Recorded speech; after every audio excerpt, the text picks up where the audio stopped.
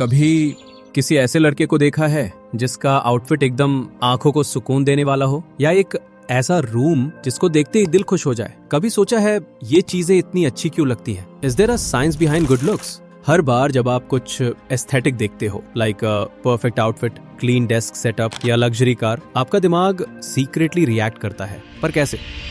तो आज के इस वीडियो का टारगेट होगा कि मैं आपको साइकोलॉजी की मदद से ये बता पाऊं कि क्यों कोई चीज हमें एस्थेटिक लगती है, वहीं दूसरी तरफ कुछ चीजें जो क्लीन होने के बावजूद भी गंदी दिखती हैं। इस वीडियो के एंड तक आपको समझ आ जाएगा कि किसी भी चीज को विजुअली अट्रैक्टिव कैसे बनाया जाता है, चाहे वो आपका रूम हो, आउटफिट हो या आपकी पूरी पर्सनैलिटी।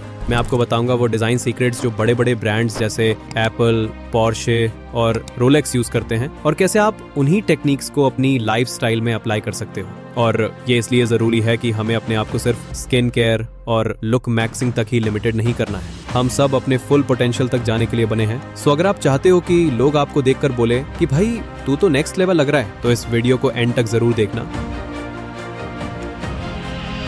आपने कभी नोटिस किया कि कुछ चीजें बस देखने में ही नेचुरल और सेटिस्फाइंग लगती हैं? पोर्शे 911 को ही ले लो, उसके कर्व्स इतने स्मूथ और फ्लोइंग होते हैं कि बस देखने भर से एक काम वाइब मिलती है। वो शार्प नहीं है, एग्रेसिव नहीं है, बल्कि बिल्कुल नेचर की तरह फील होता है, जैसे नदी की लहरें या इंसानी बॉडी की शेप। असल में हमारे दिमाग को कर्व्ड शेप्स ज्यादा पसंद आती हैं क्योंकि वो ऑर्गेनिक और ह्यूमन लाइक लगती हैं। वहीं शार्प एंगल्स जैसे कि नाइव्स या स्काईस्क्रेपर्स पावर और एग्रेशन दिखाते हैं। अब सोचो, यही लॉजिक आप अपने आउटफिट्स में भी अप्लाई कर सकते हो। अगर आप चाहते हो कि लोग आपको अप्रोचेबल और स्टाइलिश माने, तो अपने कपड़ों में ज्यादा कर्व्ड सिलुएट्स ट्राई करो, like soft shoulders, flowy fabrics, rounded collars. और इसलिए आपने देखा होगा ओल्ड मनी या फिर मिनिमलिस्ट एस्थेटिक्स में हमेशा शेप मैटर करता है। और सिर्फ शेप जान लेने से ही तो आपका स्टाइल इंप्रूव नहीं होगा, क्योंकि अगला पॉइंट और भी ज्यादा माइंड ब्लोइंग है, कैसे डिजाइन आपके फीलिंग्स को डायरेक्टली इन्फ्लुएंस करता है।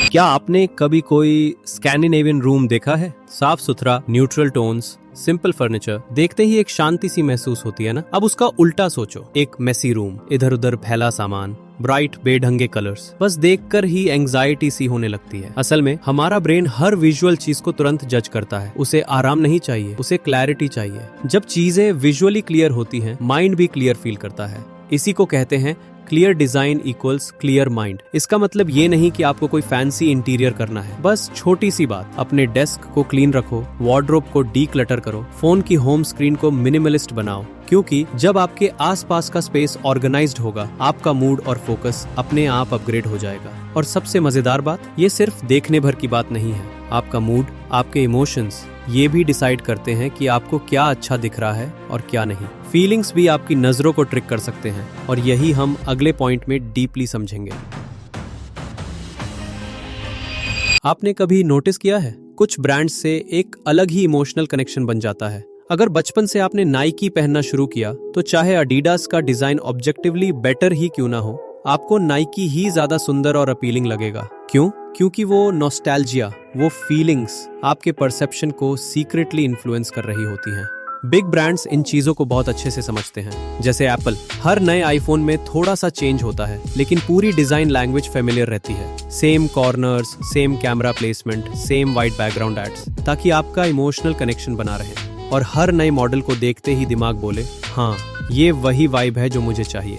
अब यही फॉर्मूला आप अपनी पर्सनल ग्रूमिंग और स्टाइल में भी अप्लाई कर सकते हो। जब आप एक कंसिस्टेंट एस्थेटिक रखोगे, लाइक एक सिग्नेचर हेयर स्टाइल, एक मिनिमलिस्ट वार्डरोब या एक फिक्स्ड कलर पैलेट, लोग आपके लुक को पहचानने लगेंगे। और जब रिकॉग्निशन आता है, तभी तो इन्फ्लुएंस शुरू होता है। अब बात करते हैं उस सबसे बड़ी मिसअंडरस्टैंडिंग की। क्या लग्जरी लुक का मतलब होता है बहुत महंगा दिखना? नोप। असली गेम तो कुछ और ही है।